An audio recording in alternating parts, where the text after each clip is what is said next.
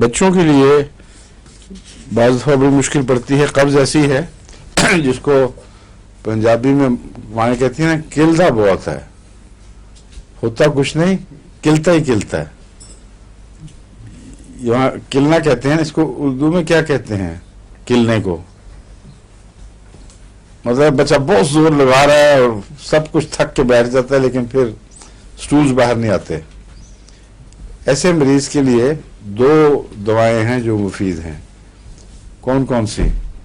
ایک سلیشیا اور ایک وریٹرم. وریٹرم کی قبض بچوں میں اس سے بھی زیادہ سخت مزاج کی ہوتی ہے.